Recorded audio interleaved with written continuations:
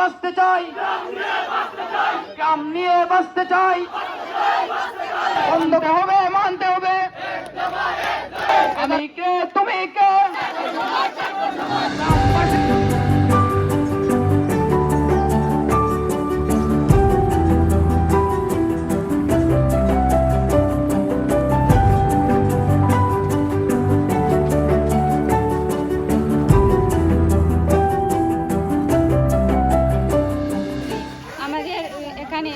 নদী ভাঙ্গনের কারণে dredger machine দিয়ে বালু তোলার কারণে আমাদের বিদ্যালয়ে আসার অনেক ক্ষতি হয়। আমাদের এক দফা এক দাবি, আমরা ড্রেজার মেশিন বন্ধ করতে চাই। উপস্থিতি আপনারা জানেন, আজকে পশ্চিম শিলুয়া খেয়াঘাট থেকে বরাডোর কয়লারঘাট এর মধ্যবর্তী জায়গা থেকে বালু উত্তোলনের প্রতিবাদে আজকে এই মানববন্ধন অনুষ্ঠান হয়েছে।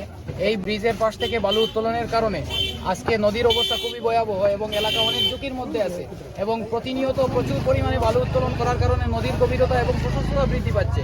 সেই হিসাবে আজকে নদীর যে পাড়গুলো রয়েছে, পাড়গুলো দশে নদীর পানিতে বিলীন হয়ে গেছে। তাছাড়া জনজীবন অনেক জরাজীর্ণভাবে চলাফেরা করতেছে, মানুষের যানবাহনের অনেক অসুবিধা হচ্ছে। এই গ্রাম থেকে প্রায় 150 থেকে 200 শিক্ষার্থী এই গ্রামের প্রধান রাস্তা দিয়ে পার হয়। সেই হিসাবে তাদেরও যাতায়াতের অসুবিধা হয়। মানুষ অসুস্থতার কারণে একসময় বের হওয়ার চেষ্টা করলেও তাদের গাড়ির বা যাতায়াতের ব্যবস্থা না থাকায় তারা সঠিকভাবে বের হতে পারে না, তারা সঠিকভাবে যেতে পারে না। আমাদের একটাই দাবি যে এই জায়গা থেকে খেয়াঘাট থেকে কয়লারঘাট ব্রিজের মধ্যবর্তী স্থান থেকে যেন বালু উত্তোলন চিরতরে বন্ধ করা হয়। এই এলাকার সম্পূর্ণ ঝুঁকির কথা চিন্তা করে যেন সরকার এই সিদ্ধান্তটাই নেন। যারা বালু মাল আগে আসলা তারা অনেক বড় বড় মেশিন লাগাইছেন, আমরা খবর পাইছি। এর বাদে মানে অঢেল বালি নেওয়া হয়েছে, যার কারণে এলাকাগুলা ক্ষতিগ্রস্ত হয়েছে। অবশ্যই মালদারি একটা ব্যবসা, বাংলাদেশের ট্রেডিশন এটা। তারা অনেক টাকা দেয়, সরকারের রেভিনিউ, স্টেট ডিপার্টমেন্ট রেভিনিউ পায়, বাট এলাকার মানুষের ক্ষতিগ্রস্ত করিয়া তো এই ধরনের কোনো কিছু চলতে পারে না। তো আমরা দাবি থাকবো যে এলাকার মানুষের দিকে তাকাক্কা সাক্কা, এটার একটা সুষ্ঠু সমাধান আপনারা দেখা, এলাকা কোনো ঝুঁকি হয় এরকম কিছু বা জনমানুষের মধ্যে ঝুঁকি সৃষ্টি করে এমন কিছু যাতে সরকারের তরফ থেকে এটার যাতে নিরাপত্তা বিধান করা হয়, কোনো ঝুঁকি যাতে এলাকার মানুষ ফুহায় না। একসময় দেখা যেত যেসব রাস্তা দিয়ে ট্রাক পর্যন্ত চলছে, এইসব রাস্তা দিয়ে এখন আটিয়া যাওয়াও মুশকিল হইয়া দাঁড়াইছে।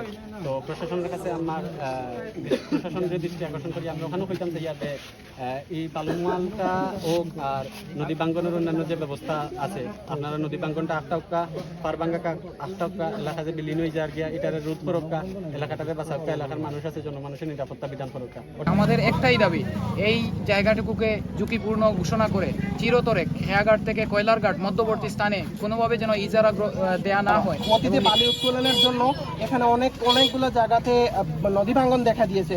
আমি দেখেছি যে আমাদের এই গত বন্যাতে 15 দিন আগে যে বন্যা হয়েছিল, স্থানীয় আমাদের বা যুবকরা যদি নিজেদের উদ্যোগে ওখানে কোনো ছোট্ট একটা বাঁধ সৃষ্টি না করতো তাহলে অত্র এলাকা তলিয়ে যেত। তাই আমাদের এই অত্র এলাকার এবং শুধু অত্র এলাকা না, আমি আগে বলেছি যে আমাদের এই বিদ্যাপীঠ স্কুল এবং কোমলমতি শিক্ষার্থীদের স্বাস্থ্য এবং ঝুঁকি বিবেচনা করে প্রশাসন এবং আমাদের যারা দায়িত্ব আছেন দায়িত্ববানদের প্রতি একটাই আবেদন যে এই ব্রিজ থেকে নিয়ে ওই ব্রিজের মধ্যবর্তী স্থানকে যেন ঝুঁকিপূর্ণ স্থান ঘোষণা করা হয় এবং চিরস্তরে এই এলাকা থেকে বালি উত্তোলন বন্ধ করা হয়।